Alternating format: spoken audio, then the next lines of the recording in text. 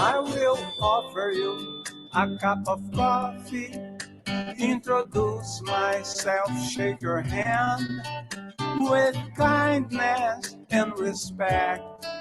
I am a guy from Javaland, Javaland, Javaland. Always sunshine, summer never ends. Javaland, Javaland. Always sunshine, summer never ends. You live for the blues at Anton's. I perform in a reggae band. So far away from home, I am a guy from Javaland, Javaland, Javaland. Always sunshine, summer never ends. Javaland, Javaland. Always sunshine, summer never ends.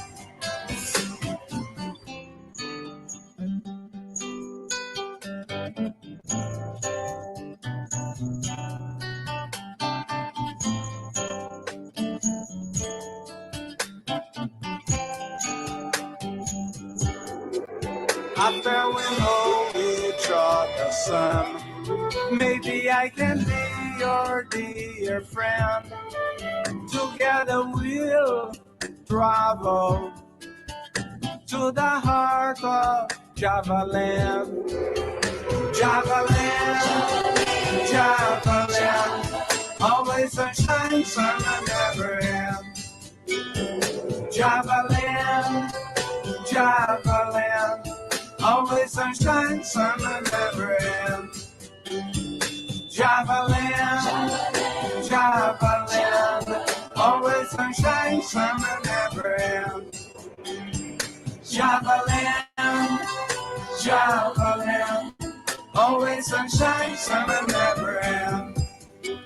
After we know each other some, maybe I can be your dear friend.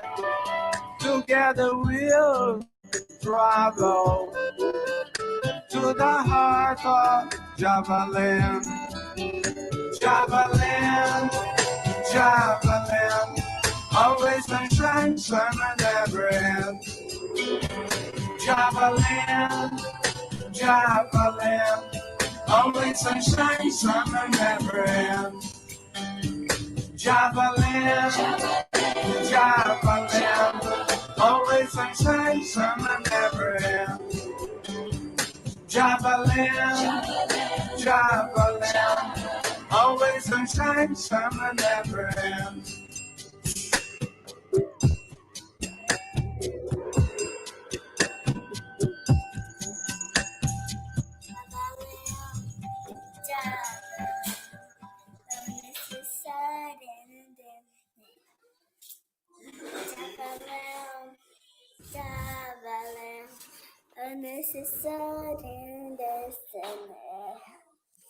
Javaland, Javaland,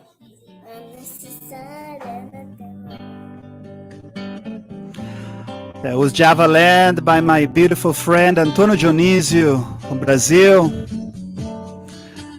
Bem-vindo, bem-vindo, bem-vindo. Welcome, welcome, welcome. Maravilha, maravilha, maravilha. Hello, hello, everyone. That was Javaland by Antônio Dionísio from Brazil. Antônio Dionísio, he is a Brazilian Austinite. He lives in Austin. He lives in Brazil. He's now in Brazil. He's been there since this whole thing started. And, we miss you, Antônio Dionísio, and it's great to be here, whether you're watching us on Facebook, on YouTube. Hi, friends. Hello, tudo bem? Or on Austin Music Channel, Channel 16, Austin Music Experience. Muito obrigado. Thank you, as I say in Brazil. Muchas gracias. Thank you. It's always a pleasure to just bring a little bit of flavor of our city that is quite international, diverse place that we call Austin, Texas, with so much music. One more week, and what I do, I'm Fred, I'm Frederico7.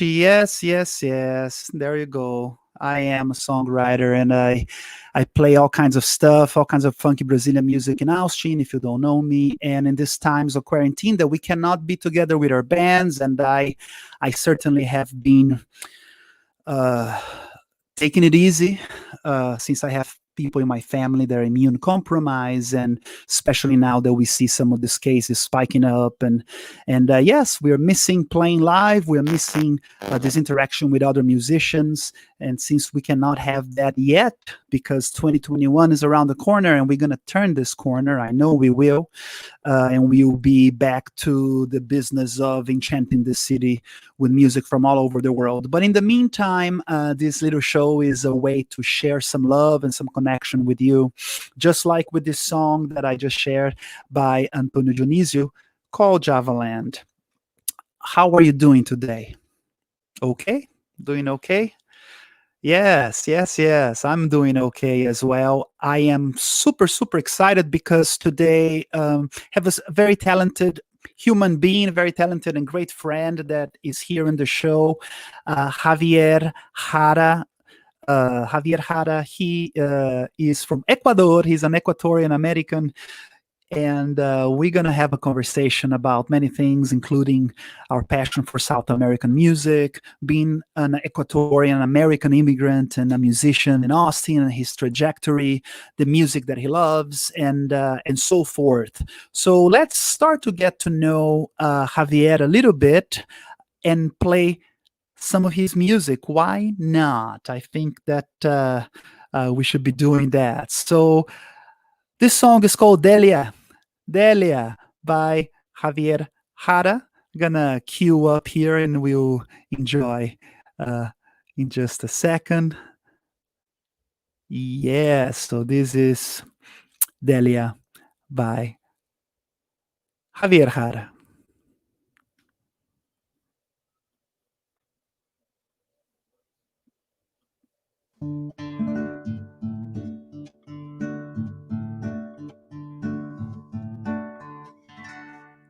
Delia usaba su traje tradicional.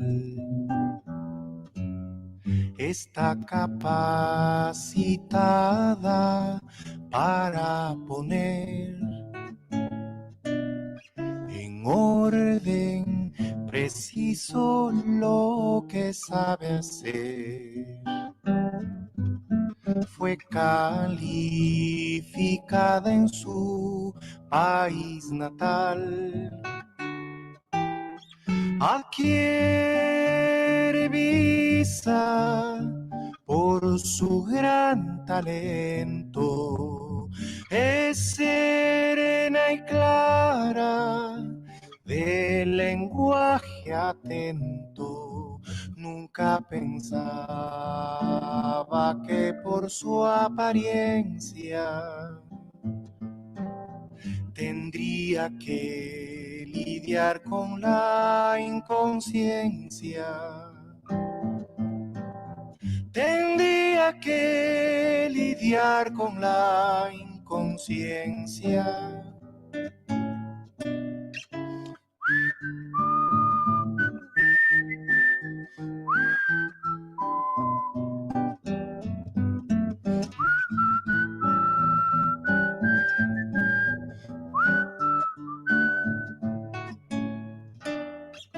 Le dijeron ni modo, limpia casas. Ella sabía más de las computers, de dígitos, de códigos, de tazas, corazón de migrantes, tiempos streamers. ¿Cuándo será más grande este planeta? Cuando el racismo acabe y nos someta. Cuando el racismo acabe y nos someta.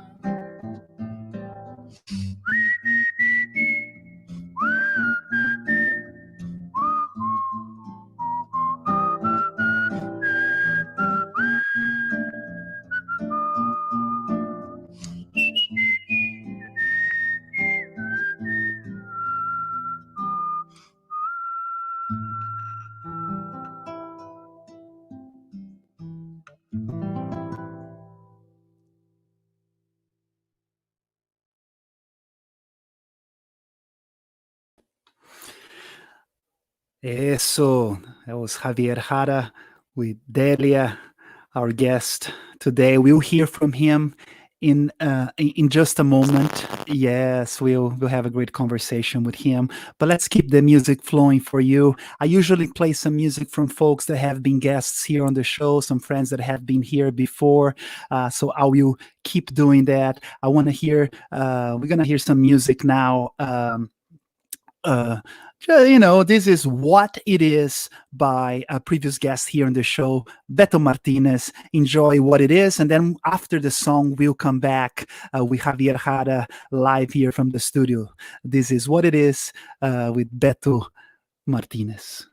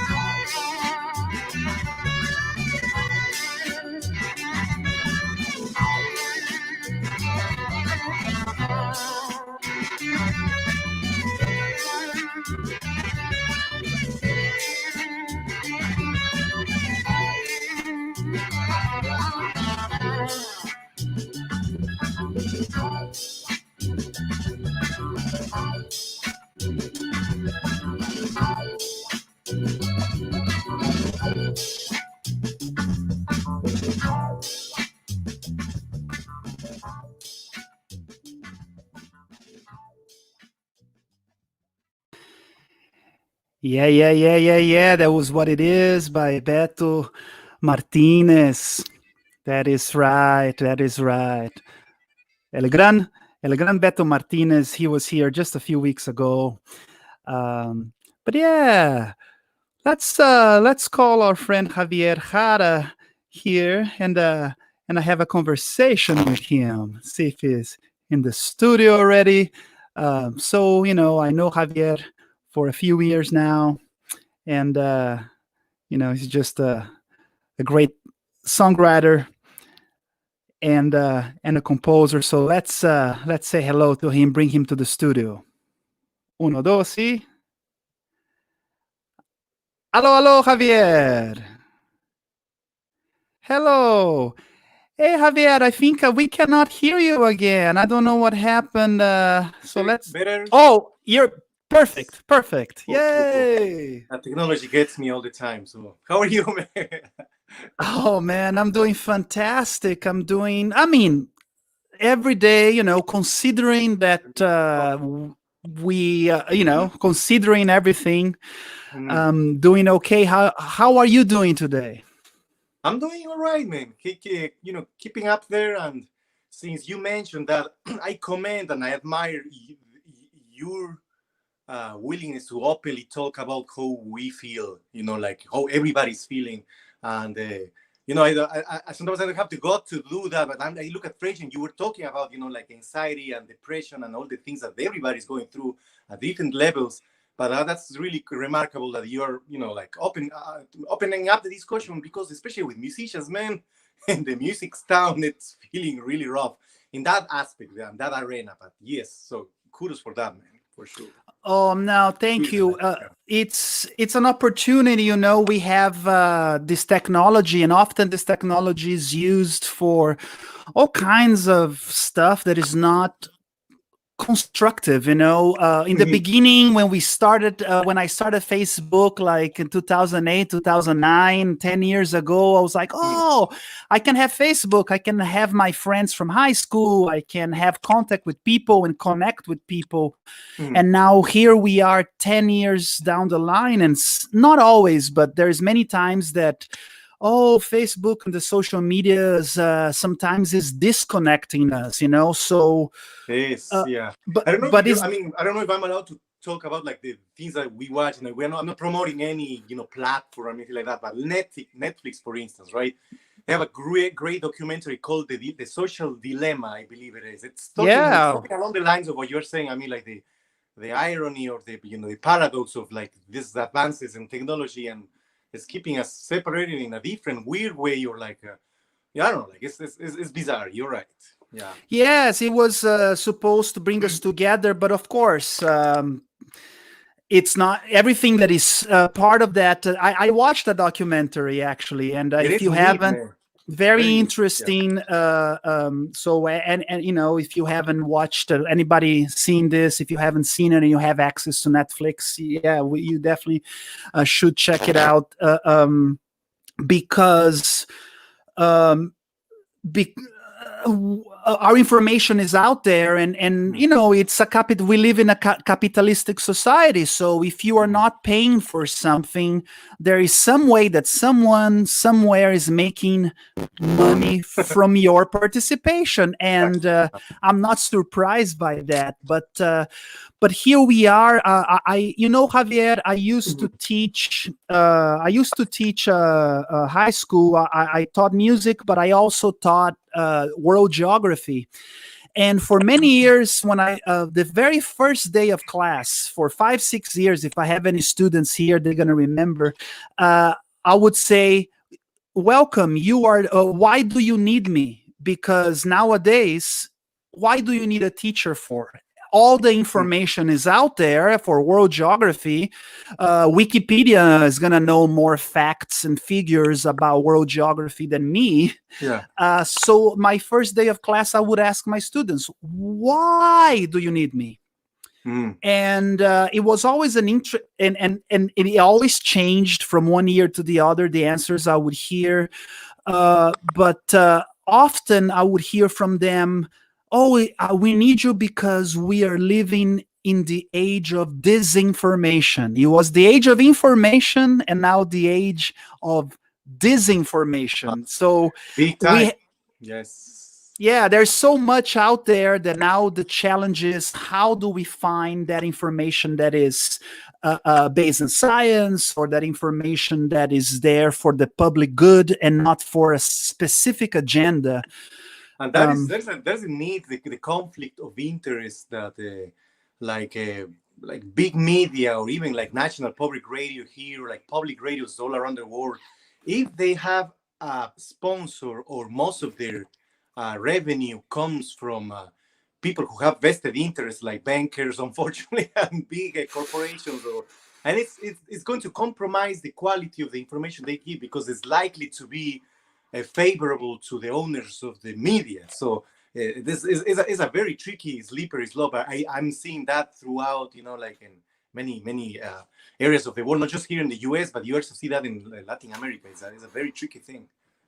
Yeah, absolutely. I was seeing here. Saúde! Oh, saúde! I got a little wine. I knew here. You had a drink there. Yeah, I got a little rosé, and I need a refill here. Salud!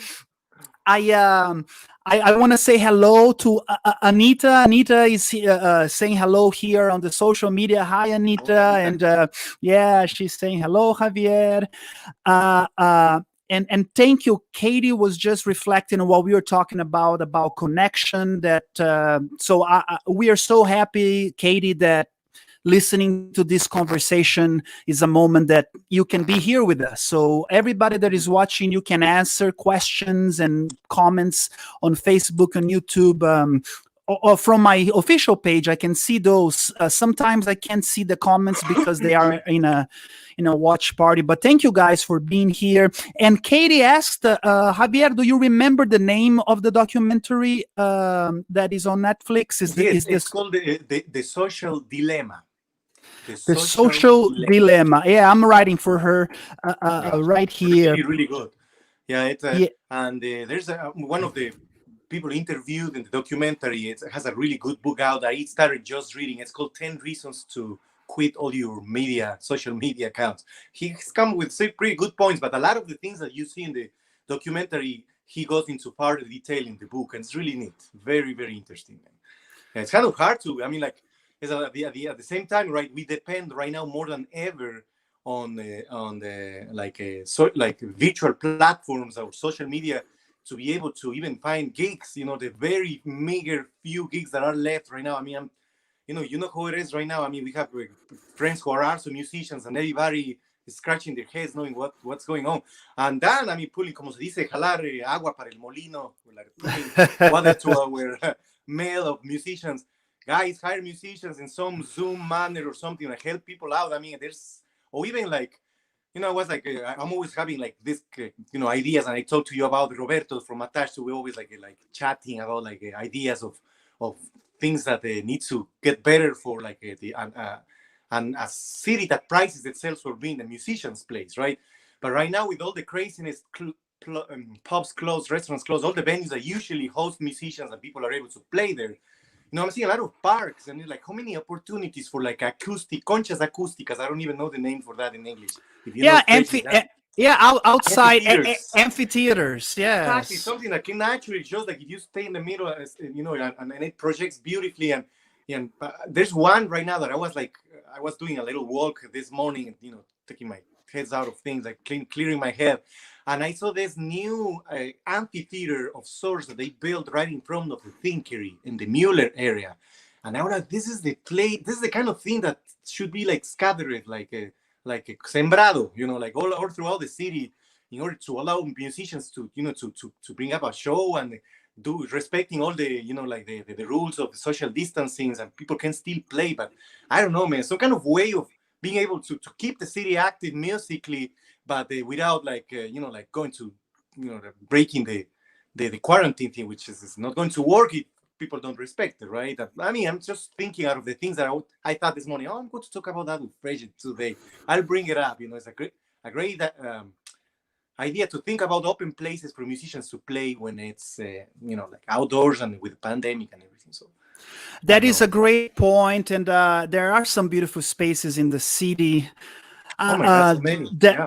And I feel that sometimes the city officials in the beginning, especially, they I'm very scared to do this, to have an outside event like that to bring people together. But if it is done correctly, if it is done thoughtfully, I think it can really happen. I know that on the election when Biden and Harris won, I know when it got announced that they had enough votes on the Electoral College, I know that on the east side of Austin, on the Pan American Cultural Center, is on East 4th. For everybody watching, if you are ever on the east side of Austin, you go on East 4th, you will see a beautiful amphitheater that was painted, a beautiful mural by my friend Raul Valdez, and it's a very political mural you would like a lot, Javier. And there is an amphitheater with an outdoor stage.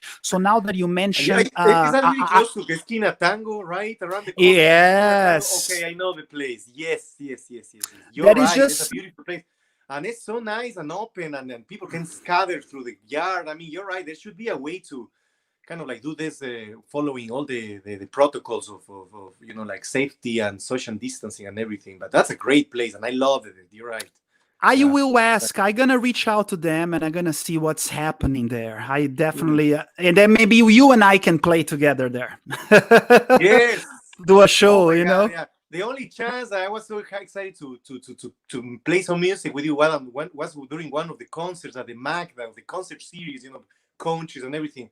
but it was such a great experience, and just that, being able to play for people, I miss it so badly, man. It's just crazy. And this is exactly, I think, Anita is saying right now for us that she's missing facial expressions and tone of voice for people. Like it's so different when it's live. You're right. It's so different. Definitely. It is. And hi, Jane. Hello. And Jane is like, hey, Javier, can you sing something James, for us? Jalando agua para el molino. Ella too. Beautiful, beautiful. Maybe he will, Jane. If you keep asking, maybe he will grab a guitar and sing right now something for us. But I do know. There you go. And also, after we are with our conversation, the moment we are done with our conversation, I will play another song by Javier as well. So we're gonna listen to Javier music. I think I have a beautiful recording of you at the Mac. And one more. Oh yeah, Anita is a driving culture. We could do these driving concerts too, right? And definitely be fixed around it. That's right. Thank you, Anita, for bringing it up and yes, like queuing on into that. That's because it's something that could be definitely used, and all the public space that could be beautifully used for what the music and the vibe of the town is supposed to be. So I think it should be something to bring up, to the city officials and city hall. I know you're very active in that, Fresh, but I mean, I'd be happy to kind of like do some kind of like a civil lobbying, Yeah, several musicians. We can civic lobbying. We musicians, a few of us, we can do some civic lobbying for amphitheater outdoor shows and driving shows. We're gonna work on this. Anita thinks we're joking. Now we're gonna follow up on this. I'm gonna follow up on this. Right, I stood in the middle of the thing that I was telling you this morning, this amphitheater thing, and it's built in a way. I mean, this would be a great even gig for people who are interested in acoustics and natural acoustics and shapes, and I mean, so many things that could be taken advantage. And Austin can be like a precursor of that. I mean, I'm not hearing any of that in any other places, actually. So, I mean, like making it possible. Maybe because of the things you said of the biosecurity and the COVID thing. But I think there should be some way to work around that, making everything that safe for everybody. And be able to play. Not even amplified, not make it simple. Like sure. There are many bands that can do a lot of cool stuff there. So. Javier, I definitely agree. I'm going to pick that up with you and maybe with our group of musicians later. But I want to ask you, I want to bring it to the basics. I know that right now there are some people here on Facebook who are our friends, but other folks that this is their first time getting to know you. Often I have folks throughout Latin America that watch this later on and from Brazil. So abraço às pessoas do Brasil. Beleza. Abraço a todos de México y por América Latina que pueden estar aquí. Gente linda en México, Brasil y Latinoamérica, hermano. Yeah, so a big hug to everybody. And if folks are watching right now on channel 16 on the Austin cable, thank you for tuning in. So Javier, how did you fall in love with music? That was that a process that you became that you're like, I'm gonna pursue this as my life, or was it something that it was like a lightning that happened all of a sudden? How did you fall in love with music and then started to pursue this path? That's a tricky, lovely question. How many hours do we have? But okay, so a lot of people in my family were very natural, like singers. Like no one started. I'm the kind of the first one who actually took music studies to a college thing or classically trained or whatever you want to call it. Which I think is a great thing to do. But I know many musicians that cannot read a note and are 1,000 times better musicians than I am, right? But I'm saying like it is a great tool, to be able to have under your belt and bag of tricks to learn music notation. To be able to connect with other musical styles and other people playing instruments. So that's a great thing. So the thing is, in my home, everybody sang without learning any music theory whatsoever. I had like my aunts like do breaking a trio, like three-part harmony without writing any notes, and the three of them would start singing all night. And the same thing with my aunt, who had like, my aunt Toya. I don't know if hopefully she's watching me, Tia Toya.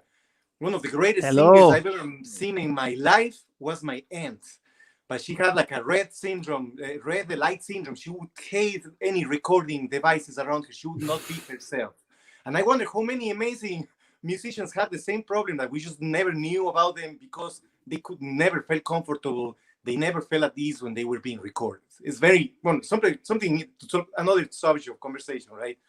But so listening to music to my family playing all the time, and kind of like a sad event. I was growing up, I had a stepfather who had a guitar that he always kept it on a drawer that had a key. He wouldn't let us play. We were not allowed to play his guitar, right? Oh my. And my mother, we had some kind of like I'm being very open right now, so I'm telling some kind of, it's an interesting sad story. Breaking news. Happy ending ish. So my mom would hate for us to pursue music for the reason that one of my uncles took up drinking heavily when involved in music, and that became like a very superficial correlation. Music, you're going to get wasted. Music, you're going to be a bohemian. Music is not a good thing. It sounds like the movie Coco. Have you ever seen that movie Coco? That was exactly what people tell me every time when I tell them about the story. And then Coco came like a few years ago. I was like, that's the story of a little bit. You were Coco. It's crazy Coco stuff, man. So we figured out a way to open the drawer with the guitar, and we were to play. And at 6 p.m. when they came back from work, we had to put the guitar back so they wouldn't know we were playing guitar. That's how I grew up, man. So not being allowed to do it, but I liked it so much, and people played in the parties all the time. It's like, well, how come they can have fun on the weekends and then they cannot be something that you can do every day all the time, right? So I started doing that a lot, then at 14 or 15, my father bought me a guitar, and then my mother was, okay, fine, play. But it was always a struggle. She did not like me playing guitar, so I had to be quiet. I had to go somewhere else. It was very limiting. And yeah, man, it's kind of sad. But then, so I liked it so much, I started doing it, and I started learning by ear, everything by ear, because I couldn't learn music, right? So I would have the cassettes, you guys. I'm sure you remember the cassettes. Yeah, of course. Cassettes, los discos. So I, rewinding, and the only thing you needed, it was like a rewinder and listen to those 2 seconds of the song and figure out the chord by ear. And that's how I learned to play the guitar, man. Just learning by ear, and then a cousin of mine knew a few chords, and I saw him in the weekends, like he would show me.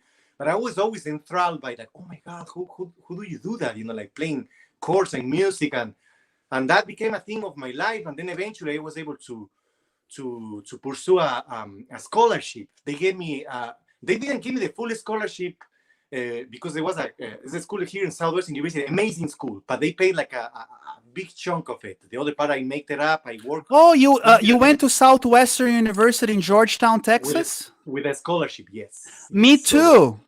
You too? Oh my God, you told me that at some point. Yes, and I forgot about you too. The reason I ended up being here in Austin is because as a kid, I also got a scholarship, exactly like you. It wasn't the whole thing, but it made a difference. And then I had some friends come into Austin, and I was like, wow, I can go study in this good, but I had never been to Texas. So I just show up for the school, and I was like, all right, this is going to be... So wow, Southwestern University in Georgetown, Texas has brought both you and me. Gave me the opportunity. I always be thankful. I mean, as I said, it was like 60% of the scholarship, but I was able to go to this amazing school because I was able to do it there, and they paid for most half of it and a little more. And then I learned classical guitar out of all things because that's the only instrument I was familiar with. And I remember telling them at the beginning, I don't know how to read music. So, but I can do this, and I played for them, and they took me to this thing that they said, like, okay, listen to this guy. I mean, it was nice. I felt good because they said, listen to this guy, and there are a lot of musicians who play classical music and can do that kind of thing. Why can't we have them as a scholarship? And boom, that persuaded the guys to help me into getting a scholarship for Southwestern University.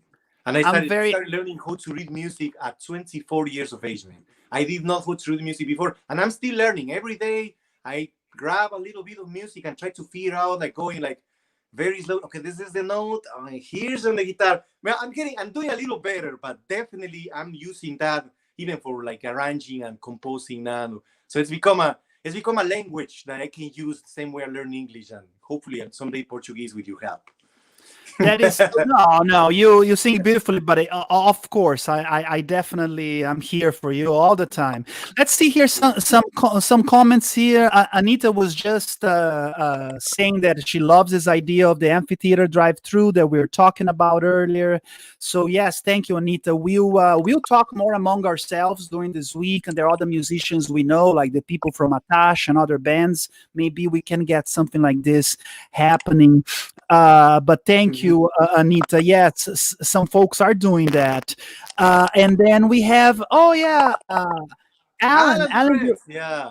Some good friends Yeah. from the panhandle of Texas. So he Hello, has a Alan. question for you. Yeah, he's saying hi, and he has a question for you because we all heard very concerningly how, especially earlier in this year, situation was really bad, especially in Quito, Ecuador. But Yes. I'm sure that you know more than we do. So Yes, yeah, what's going on in terms of COVID and the pandemic? We'll talk more about Ecuador, but just to answer Alan's question, how are things in Ecuador? Yes, unfortunately, it's going down in so many levels. I mean, here the problem. I mean, I was hoping to avoid political subjects, but bear with me, Freddy. So the thing is in Ecuador. I mean, I don't know how to sum it up, but by the time the COVID hit in Ecuador, the guy who won the presidency under the platform of the most progressive political party in Ecuador, which was the Revolución Ciudadana with Rafael Correa, this guy became a Trojan horse, right? He betrayed the project big time, and he did a U-turn for crazy right-wing political, neoliberal politics, right? This is happening as the pandemic is unfolding. And right before the pandemic, I don't know if you remember the protest of 2019 in October in Ecuador. It's because people were so fed up with the IMF suggestions for the Ecuadorian government, but it all became like austerity measures to favor debt holders of the Ecuadorian debt. This decreases the spending that Correa took like manifold to spending education and healthcare and school infrastructure, hospital infrastructure. So the crazy thing is that as the pandemic hit, the Moreno government, who, as I said, did a U-turn to neoliberal right-wing politics, instead of helping the people, he decided to pay the external debt in advance and fired health workers, cut the budget for healthcare. This is a true story, guys. I mean, I know it sounds crazy, but they did everything that they were supposed not to do. So they was the worst possible timing. So it sounds like it was horrible. It's horrible. Yes, exactly. It was poor policy and poor policy at the worst possible time. Absolutely, man. They had to pay external debt in advance instead of giving like masks and gowns for the teachers. I mean, for the health workers. It was it's when capitalism is on strain, it doesn't have any reins, no tiene las riendas, right? When it's unstoppable, that's exactly what happens. And right now, it's super, super sad. The situation is getting actually like worse because there's a lot of like, believe it or not, Trump policies that Ecuador was piggyback riding on them. You know, like, for instance, another example of the things that they were doing healthcare-wise, Ecuador tried, under the progressive government of Correa, tried to make, like, breastfeeding a social policy that would help a lot of people and to be able to be conscious of how good that is for, like, health of care of the kids. Mike Pence comes in the country and tells Ecuador that they will cut their help with the IMF if they keep on pushing this agenda of doing the breastfeeding. Milk. Oh my God! Help me. That's how crazy it was. So they said this. It has to do with like people who sell like a powdered milk, but it's not just that. It's just like the things that they have to do with like crazy religious things with that Mike Spence was trying to spread through Latin America. Super crazy, man. Super crazy. So unfortunately, Alan, it's worse than ever. And unless things change around and they and people vote in a conscious manner in the next elections in February, it's not going to change. It's not even about being correísta or anti-correísta, left or right. It's saving the country right now, man. It's really an emergency. It's kind of like a war kind of situation in the sense that the policies have to be aimed at helping people who are hurting. It doesn't matter if left or right. We can talk about that in a different matter, of course, and you know how much in the left I can be, and I am. But right now, it's not even correísta, anti-correísta, left or right. It's saving the country. Yes, the situation is super, super bad. Super sad. It's so sad to hear. And here in this is not a world geography class, but I just want to remind people exactly where Ecuador is and you would have an A+ there, Jeffrey.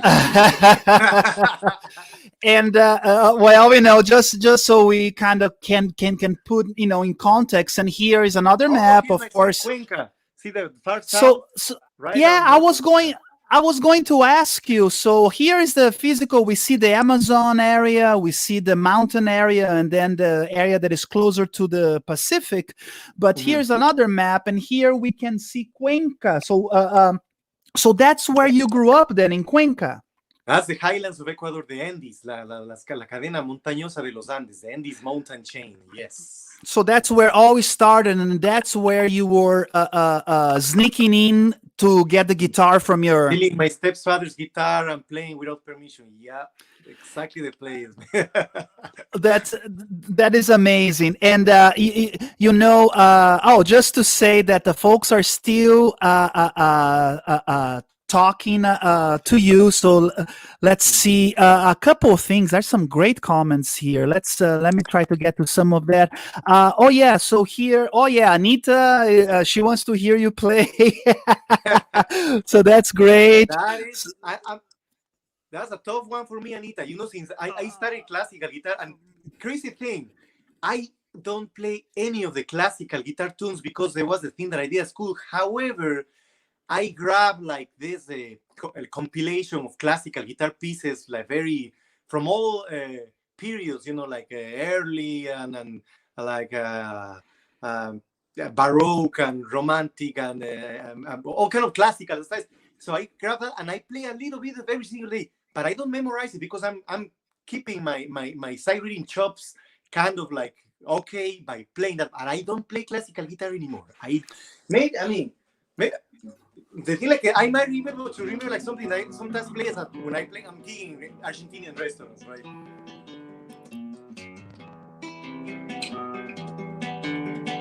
And it might be just a little bit because I don't play anymore.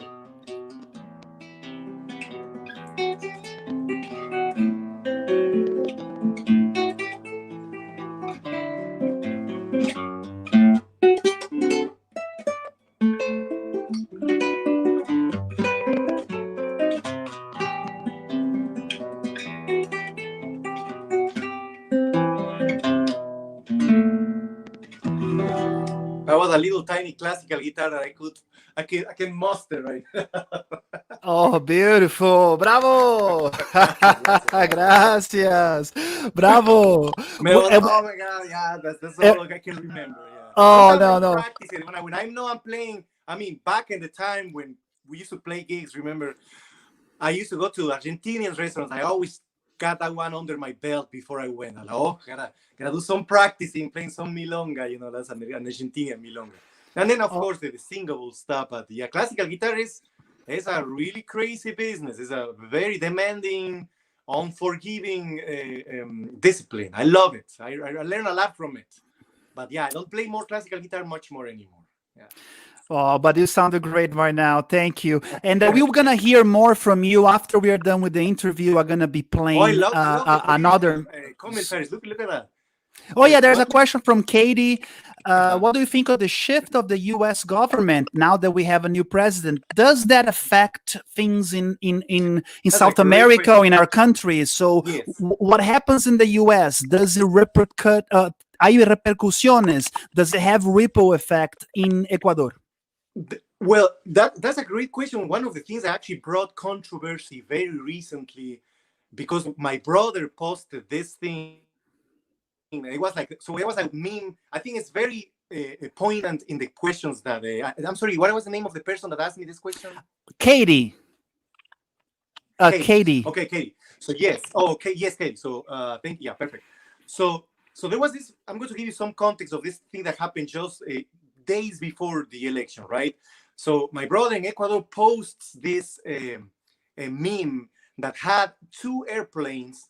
One of them had basically all the paraphernalia and the political platforms of the Democratic Party, right? What the Democratic Party stands for, and which I'm happy Biden won, by the way. Don't get me wrong. And then the other one was the Trump airplane, right? And both of them are dropping bombs, right? Both of them are dropping bombs. And then the commentary was like, it doesn't really matter what happens in the United States when it comes to foreign policy, but it was taken a little bit out of context, and it was taken as a, it doesn't matter who wins, things won't change. It's not true. Things definitely change. There's a world of difference between the moral values and the quality of person that Biden is and then Trump is. We can talk about, I mean, everybody knows how crazy the difference is, and that's why he won, and I'm happy that happened. But here's the thing this is my point of view.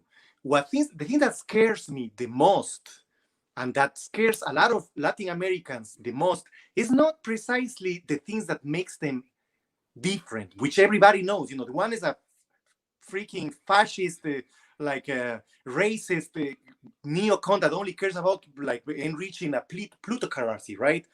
And then Biden has a definitely different manner of being, most respectful, different morals. He's a good guy. I mean, in the surface. And why do I mean by that?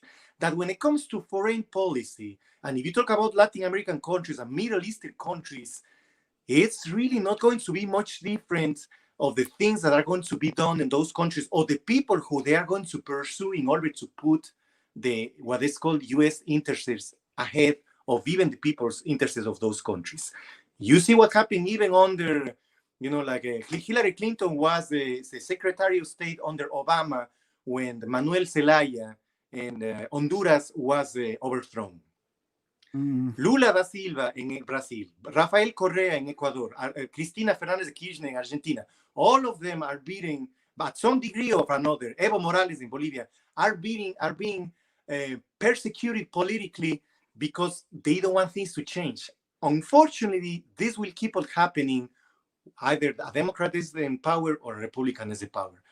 The arms deal with the Saudis that are like obliterating the Yemeni population, right? This arms deal of $700 billion happened under the Democratic government.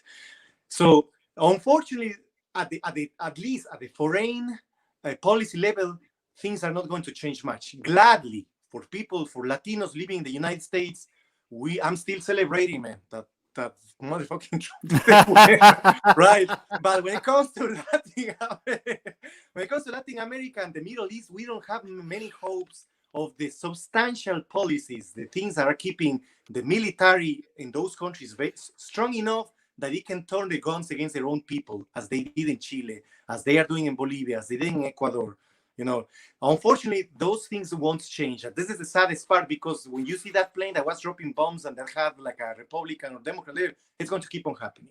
So good for Latinos living in the United States, either migrants or the children of immigrants, or for any, even Islamic population, African Americans. We are celebrating the fact that things have not gone so far to the right. That is a blessing, and that's what the things that I admire about American democracy, the strength of the institutions, the strength of the laws. Keep those kind of things at bay. I mean, I'm happy that democratically we were able to curb that fascist out of power for once, right? But unfortunately, at the foreign level policies, it's very not going to change much for Latin America and the Middle East, at least for Latin America and the Middle East. Yeah. Yes, that's very sobering. Yeah. And I definitely have, I want to touch back on this point, but before I do, just want to say, look who's here, Rey Arteaga sending us Salud, Rey. Salud, Rey. So there he is, Rey Arteaga. One day I'll have him here. He is a great musician. I love his gosh, music and absolutely. all of the knowledge that Rey has. He's a very knowledgeable a guy. And Anita, love that you're playing. She doesn't care what you play. She just loves to hear you play. So don't worry, Anita. In a few minutes, we'll play a beautiful song again by Javier. And our friend Nelson, another songwriter, beautiful friend. Grande abraço.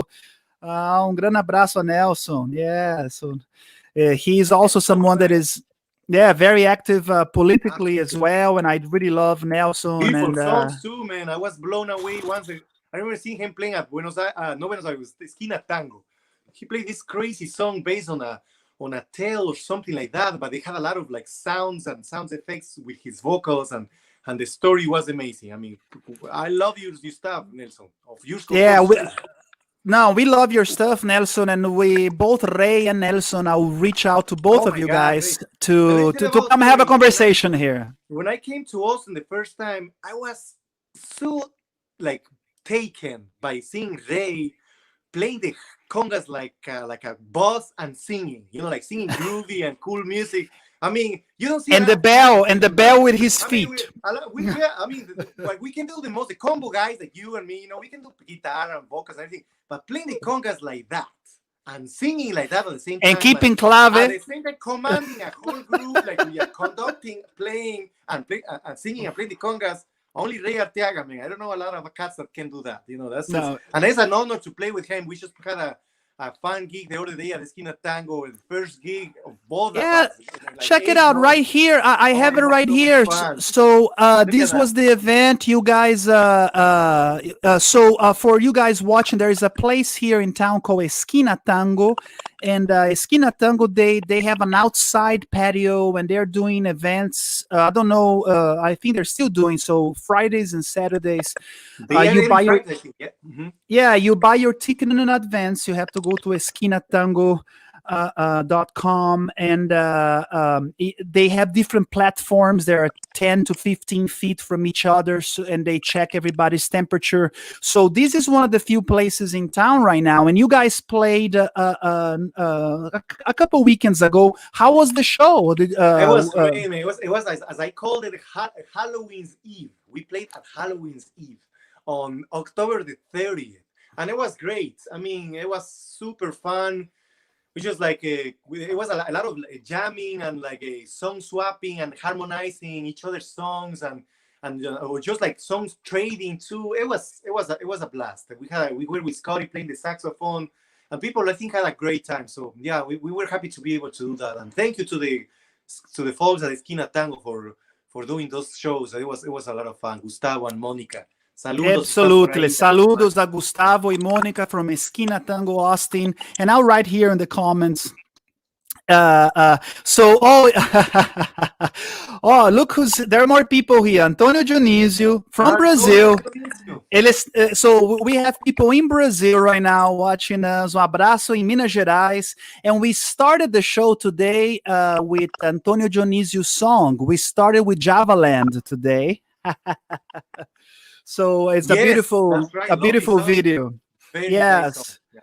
So Antonio Dionisio, we are sending you love, and we love your music, and we are keep playing your video here in Austin every week so that people can see a little bit of your beautiful Java land.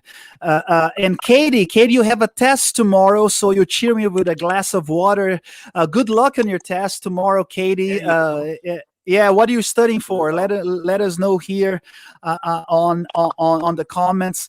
And once again, Anita just loved the fact that we got the different musicians here. We're saying hello to Rey and Nelson and Dionisio. So it's nice to have all of these musicians show up here to us. So thank you, Anita.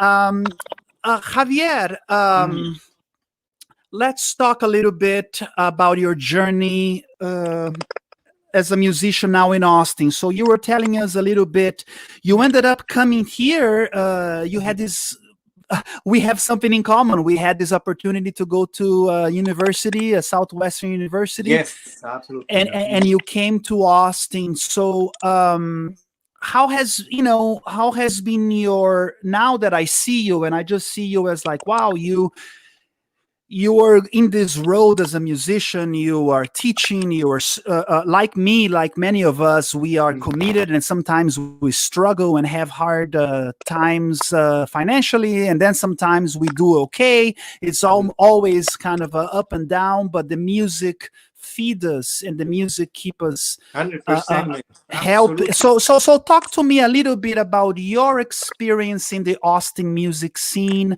How is an Ecuatorian songwriter received here in Austin? How has been your experience? It's putting things in perspective. Everything, it looks like right now with the other day, my oldest son, Nico, said, "Oh, papi, that was BC." I said, what do you see? It was like just last year. Yeah, papi, before COVID. So they were using the before. So it's a before and after for sure, man. Comparing it is crazy. So if we talk about before COVID, things have always been tough for musicians in Austin. You know about this. I mean, we always talk about it before COVID. Before we even think of the pandemic, it was always hard, but at least we were able to keep on doing it. There was some always sometimes momentum, sometimes not. It's probably worse than we think right now, because right now we miss the little things that we don't have anymore. Not that they were great, right? But we were still able to play. We were doing a lot of things that had to do with a kind of like social engagement with music, with yes, absolutely. one of the programs with the with the Mexican American Cultural Center. So I'm a recipient of one of the things that they are hosting there. It's called the Latin American Artists Access Program. Latin Artists, yeah, I always forget. It changed. They used to be the LARP, Latin Artists Residency Program. Now it's Latin Artists Access Program, right?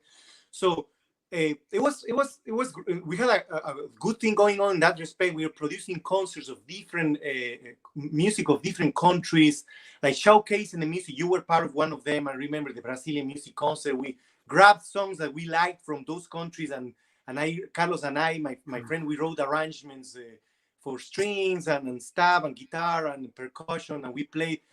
And then we decided to take on the project of interviewing Latin Americans of all walks of life, our voices, our rhythms. That was a beautiful, very touching, because basically you went around asking for people's experiences as immigrants, and then you put those experiences to life in music. And that took a lot of effort from you guys, and that was beautiful. At that time, for the time of this concert specifically, I had when Carlos took a little sabbatical leave, and I started working with Javier Jara. He's a fantastic songwriter and a composer from Mexico. He's from remember the Topolobampo. This is a tiny town in the coast, on the west coast of Mexico. He lives in Guadalajara now. Anyway, hell of a guy. I mean, fantastic musician and songwriter. I met him here in Austin when he came to give a concert. I was able to reach out with him. We ended up partying and playing until 5 a.m. at Juan de Los Angeles' house, and swapping songs and harmonizing, singing beautiful music. And I heard his music, which blew my mind in the songwriter aspect, because I consider myself a songwriters in diapers, man. I'm still tapping into this subject. And then I asked Yair, I love the way you write the songs and everything. Could you listen to the interview? Jane, my wife, she did an interview to all of the people. We have interviewed people from Argentina, from Guatemala, from Mexico, from several countries. After the interview, the bulk of the interview goes in a recording to Yair, who listens to the interview, and based on the interview, he sets a poem to it. I grabbed the poem, I put music to it. 6 songs came out of it. You heard some of them. And 6 more were supposed to come and hit. COVID comes into game. So the concert that was supposed to happen this year never happened, right? And now the things that are happening, the turmoil of things exacerbated in Latin America have taken the project into a new light that I'm actually about to bring it to the people who do the continue the grants for this music that we're writing. There's a lot of people who are coming not for economical reasons like hardship and everything, but also being politically prosecuted. And people are like, no, you are exaggerating. I say, like, listen, in Mexico, they hadn't opened the political asylum clause since 1970s, when the Pinochet dictatorship came into place. Mexico was one of the most open places, welcoming places for people being persecuted politically. And they came to live in Mexico. Those things gladly were not needed for 40 years because the dictatorships were supposed to end, right, during the 1970s and 80s. And now Chile gave a great example, like breaking up the constitution that was brought by Pinochet. They are going to write a new one, which is amazing. They are writing a new constitution in Chile with the goal for it being more equitable. Mind-blowing, man. It was amazing. It was the power of people and protest, the right to resist. It was demonstrated at the highest level. It was amazing. The thing is that right now, in many countries like Ecuador, and put examples of Ecuador at least, and Bolivia, very poignant examples, people from Ecuador and Bolivia who were participating in the progressive party lines have to go to the Mexican embassy and then fly to Mexico because of political persecution. And we're going to dedicate at least a few of the new songs of people who migrate. And I hadn't never thought of that way, because we were not talking about asylees or asilados políticos, because it was a thing of the past, we thought, right? But now we have people from Ecuador and Bolivia living in Mexico because of the persecution in the countries, right? Like to the point that if you stay, you die.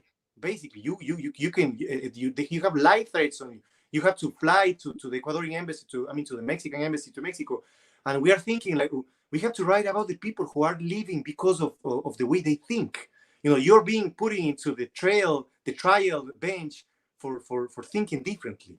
It's crazy. It's crazy. It is crazy, and it may be back to that point that Katie had asked how things sometimes. I think, Javier, you're very honest to say. Often, for the folks in Latin America, often there is not that big of a difference there. If there is a Democrat or a Republican, because there is this a foreign policy towards Latin America to treat Latin America as the backyard of the U.S. Exactly. Fortunately, yes. However, in some other ways, for example, sometimes there are changes like, now having a new administration, there are some of these asylum procedures that can change. And the other thing, when I think about Brazil, very sad story in Brazil, very similar to the United States, that we ended up, the people ended up electing a horrible man with horrible ideas. And but now there was an election in the U.S. and then 2 weeks later they just had local elections, not presidential. I know, the midterms on Sunday, right? That's giving a lot of hope, because it's totally backtracking all the crazy stuff.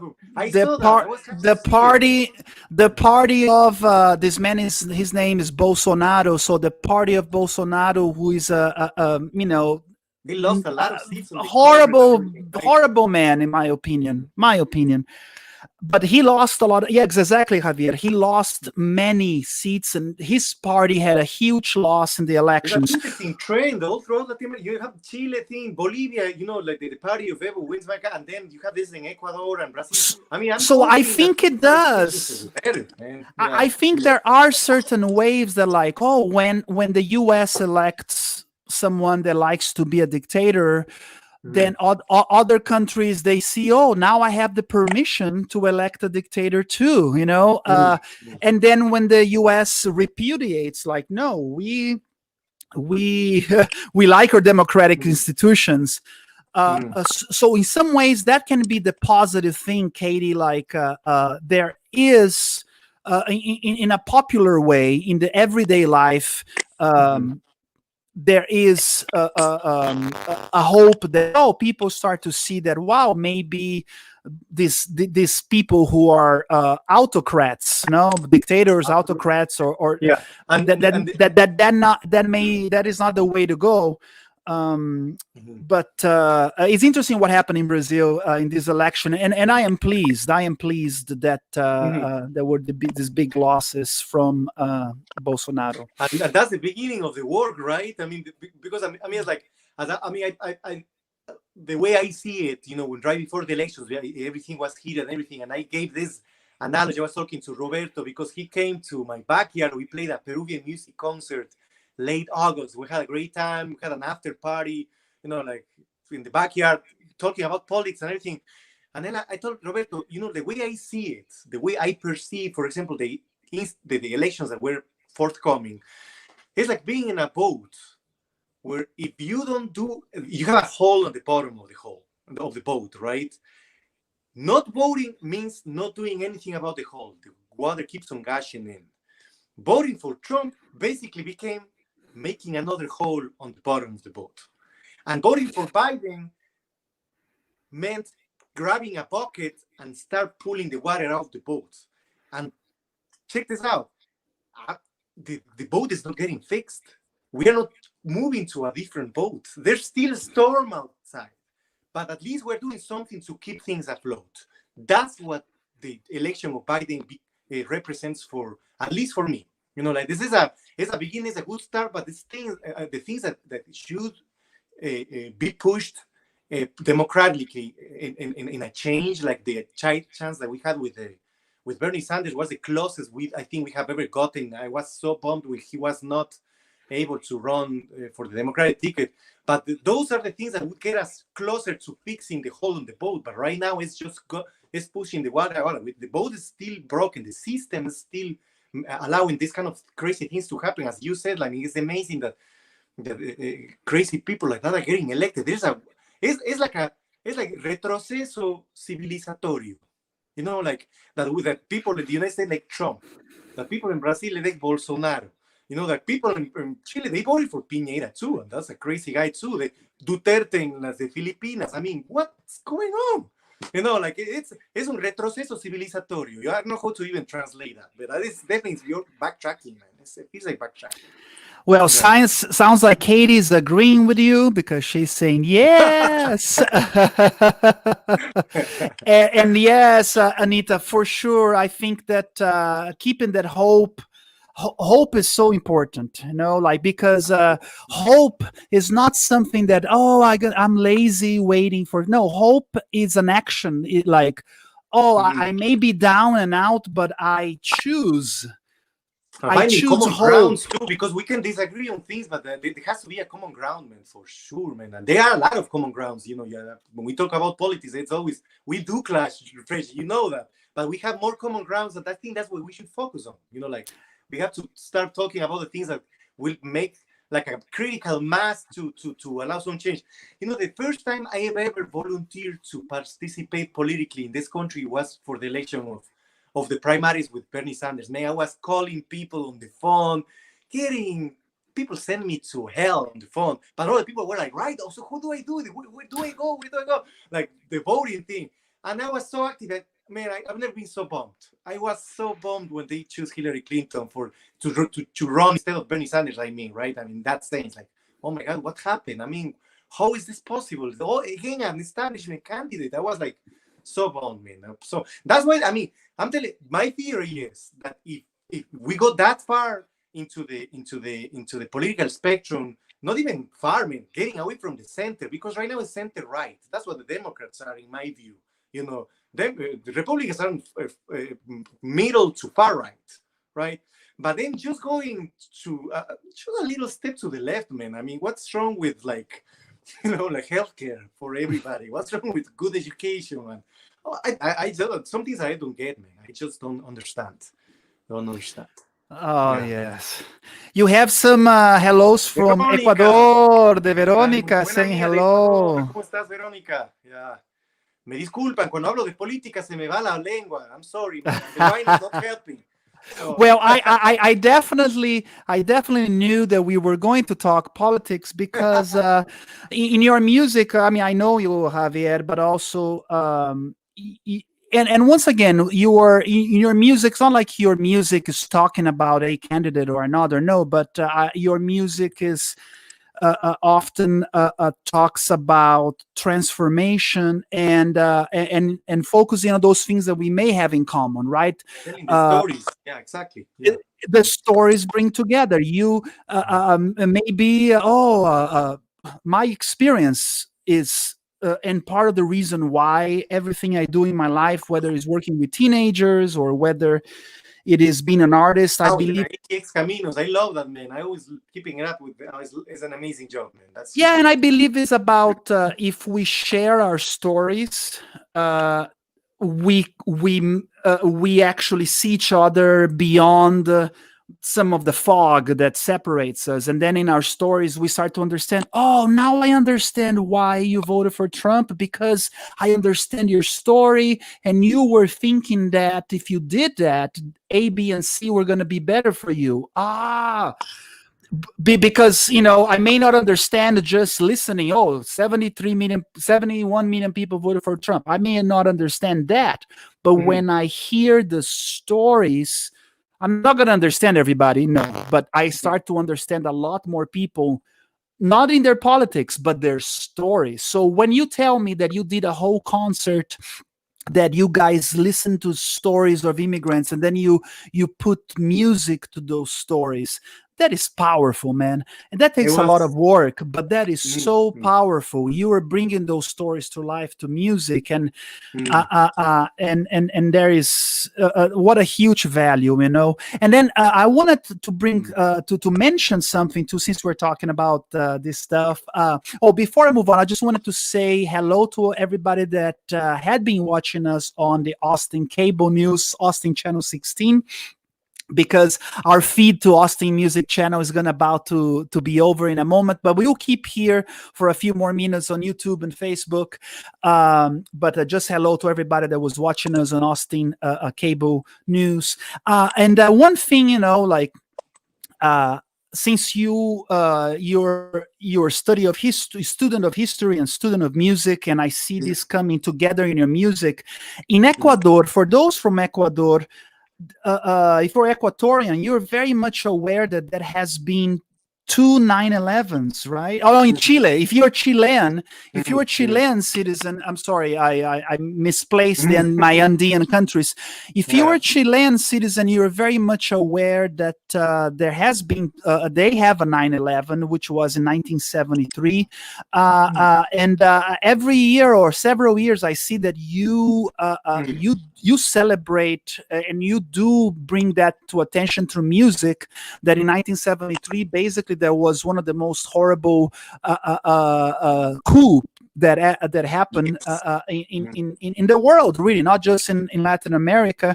A gruesome story, yes. Yeah. And beautifully described there's a book that are fantastic. I had the pleasure to meet her, the book people, in Naomi Klein. She describes beautifully what happened in Chile, and even to the broader picture of what it signifies, because it's the things that happen, the violence of the militaries and all. We can focus on that, and that's, of course, we have to denounce that, because those are violations of human rights. There's like all the kind of horrible things that happen.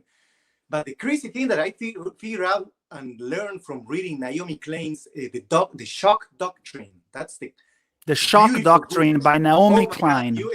As a page turner. It's an amazing book. The shock doctrine by Naomi Klein. Something that she told me and it brought to mind, and I always try to articulate that in some way in the music, as you said, trying to tell the stories of people, is that is one aspect of what are these guys are doing someone else's dirty job. The military, the police in Latin America that turn their guns against their own people. They are doing someone else's job. They are doing the dirty job of technocrats from the World Bank, from Wall Street, from the elites in Ecuador, the Ecuadorian elites, the Latin American elites work in collusion with the corporations elites to make sure that they install crazy policies that really make the workers' life hell. And this is what Allende was fighting against, and he died. This is what Jaime Roldos Aguilera, 1981 in Ecuador, tried to do. He died in an airplane accident. That's what Omar Torrijos in Panama saying we need independence for this country. We shouldn't be, benefiting all the benefits of the channel should go to the Panamanian people, right? He died, or Colosio in Mexico. There was Colosio, a candidate that was murdered before. Exactly. Yes. Yeah. So that for those things of that concert. Another recommendation. I love documentaries, books, like probably just as the same level as music. Highly recommended. It's called The Battle of Chile, La Batalla de Chile. I've seen it in 3 languages. It's in Portuguese, Spanish, and English. It's a documentary that is in YouTube. It's a winner of 20, one of the most prestigious documentary festivals in the world. Gave this specific documentary one of the highest standards. It's called The Battle of Chile. It's long as hell. Get ready. I mean, make sure it's a weekend because it's a 3-part documentary of an hour and a half each. It's almost 5 hours of documentary. It's amazing. It's called The Battle of Chile. And highly recommend to watch. It's very, very interesting. And to keep, probably help to have this conversation, a context of what this guy's talking about, especially me. I mean, I'm adamant about people knowing what happened, because as they said, if you know history, you are doomed to repeat it.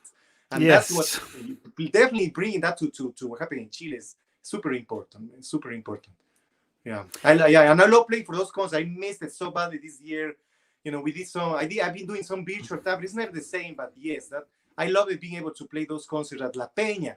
In La Peña gallery in the heart of downtown. I mean, it's a little jewel, a little oasis of culture around many things that are not exactly culture oriented. Like big bank buildings and crazy stuff.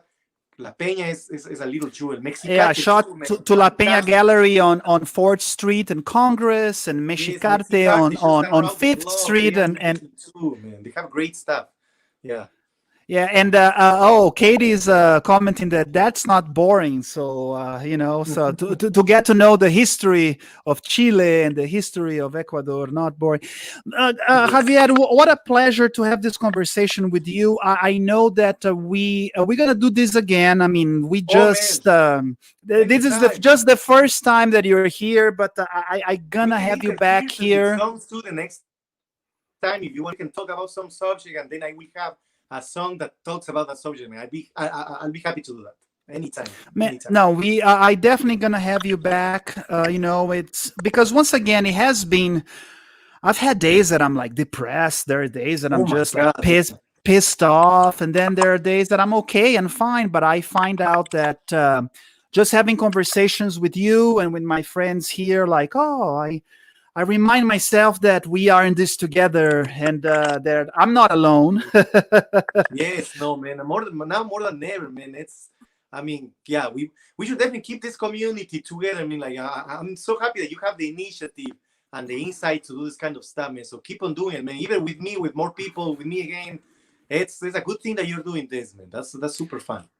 No, I definitely gonna have you back, and I'm gonna play some of your music in just a little bit. Before I do, just a couple of things. I just want to let people know. Next Tuesday, I am going to have a band called Easy Compadre. They are a newer band here in town, and they play electronic music, but it's all Latin American music, but played with electronic instruments. So that's gonna be interesting.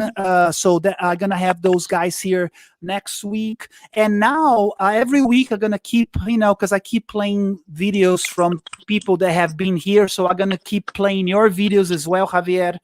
Thank you.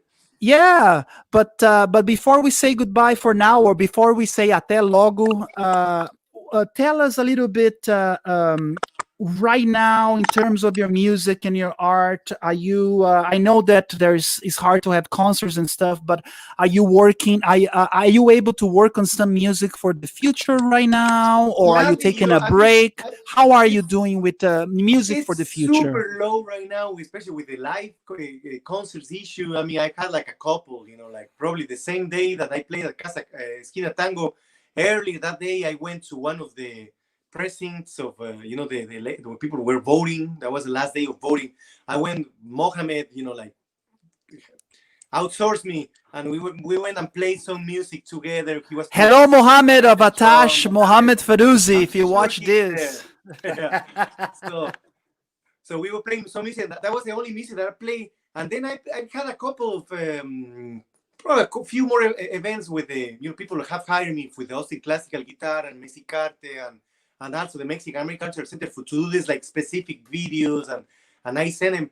But man, I miss it so much, man. I miss it so much and everything. So that's why I'm serious when I was telling at the beginning of the thing, guys, if you're out there and you want to have like a lot of people are having Zoom drink out, so please don't tell me that is not true. People are hanging out and having parties with Zoom or wherever. Hire musicians to lighten up your party or to have a curbside thing. I've heard that's a thing too. I think Roberto started doing from Montage started doing it too at some degree, like offering gigs, which is a great idea, by the way. I forgot to bring that up when I was talking about the conchas acústicas at the amphitheaters, at public spaces and parks. I don't see any trouble with people who are able to go and to the curbside and do kind of like a mariachi impromptu performance. Absolutely. Thing. I know you can do it. I know I can do it. Guys, hire musicians to do curbside gigs and stuff. That's something. Right now, right now on your Facebook, right here. That's your Facebook. Send a message to Javier send a message to that one over there. There you go. So hire musicians for there's a way of doing the curbside thing. I can do that with a drum or with a violinist. I can do with a percussion. A lot of other musicians. All of us can do this at some degree. But definitely try to accommodate the things that are going to be lightened up, because a lot of people are missing live music, not just musicians. I know people want to hear live music in some way or another. Doing the curbside gigs, doing the park things, it's going to really, really help us out. So guys, if you want to think about it, you won't regret it. You will love it. We will play music. we'll go with our heart-melting songs up and ready to go. Absolutely. Javier, thank you so much. Katie, thank you, Katie, for being here and for all of your beautiful questions and comments. Thank you, Anita, as well, for being here and spending this time with us.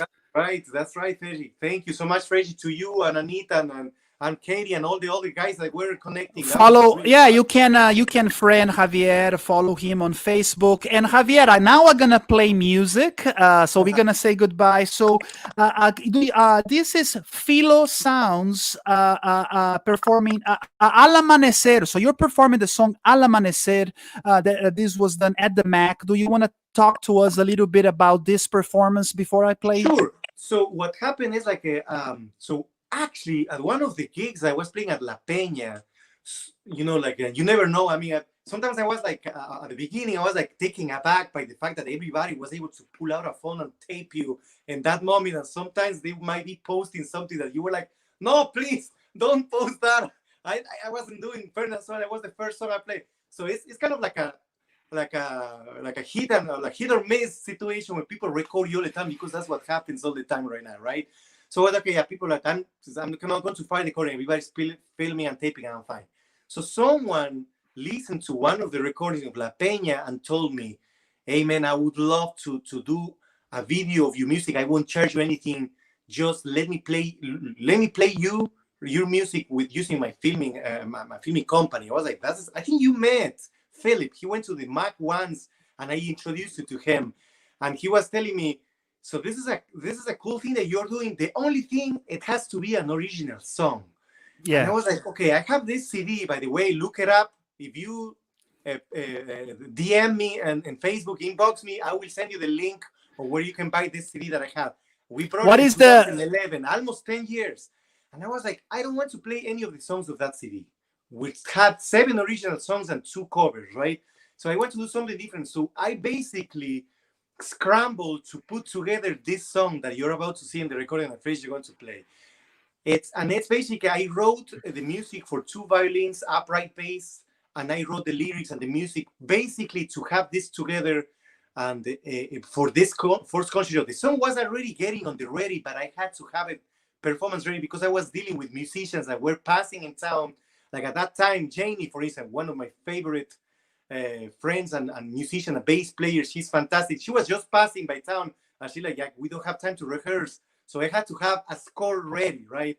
Same thing, Cristabel was busy, and Will Taylor from Strings Attached. Everybody was busy. And I had this video, so I had to put this in paper for them to play. So that's what you're about to see. We put it together in a recording studio. They played, and then we matched it with the video that you are going to see at the Sam Coronado, the Mexican American Cultural Center, with my great Freddy works. Brother, thank you so much once again for just your vibe, your music. I'll have you here once again. We'll in a few weeks. I'll invite you back. But for now, querido, yes, no, it's been great, and I just wanna, from all of us here watching in Ecuador, in Brazil, this has been a very international show today. We've had people tune in from all over the Americas. So thank you for everybody tuning in, and thank you to you, Javier. I'll see you next time. This is Al Amanecer. Al Amanecer, you guys enjoy and visit Javier Jara's Facebook, become friends with him, and follow his music. Muchas gracias. Thank you so much. Reggie. Nos vemos, hermano. Chao, chao, de una. Un abrazo, querido. Adiós.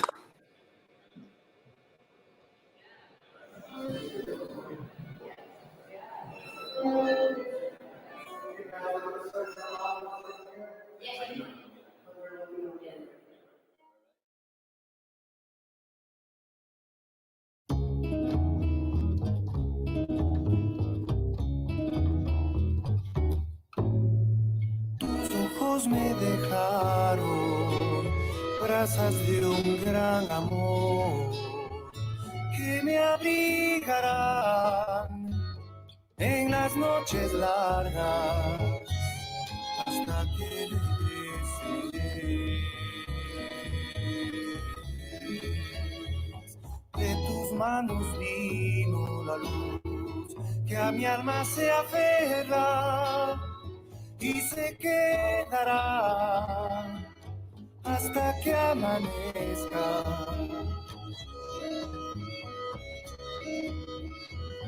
Y aunque nunca vuelvas, seguiré cantando al amanecer, al amanecer.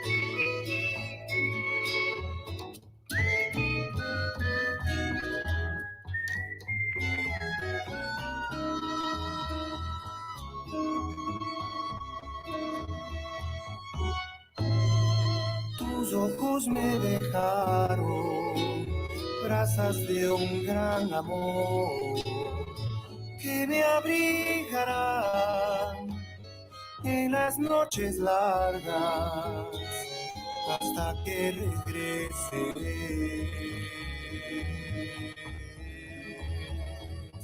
De tus manos vino la luz que a mi alma se aferra y se quedará, y se quedará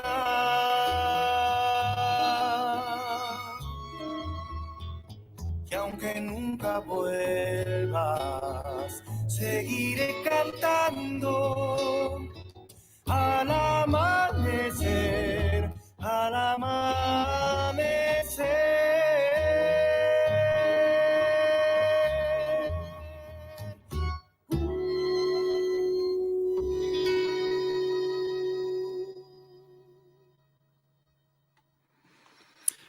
What beautiful, beautiful composition, Al Amanecer. Pretty outstanding. Gracias otra vez, Javier Jara. You know, we have so much amazing people and musicians in Austin, Texas. That's the reason that I came to this place and the reason that I stick around here. So of course, every other Tuesday or every Tuesday for a little bit. Well, that's what I'm doing. I am getting together with my friends. This time was Javier Jara. Thank you for being here. I want to share, before I say bye-bye, and I'll play just one more tune to end, but I'm going to share my screen for a moment because there is this amazing event happening, which is the Texas Folk Life.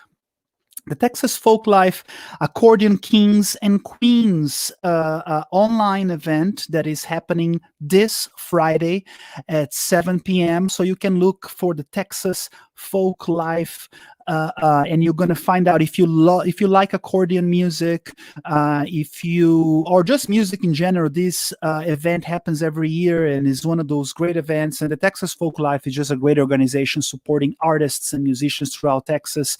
This Friday, it's a virtual event. This is online.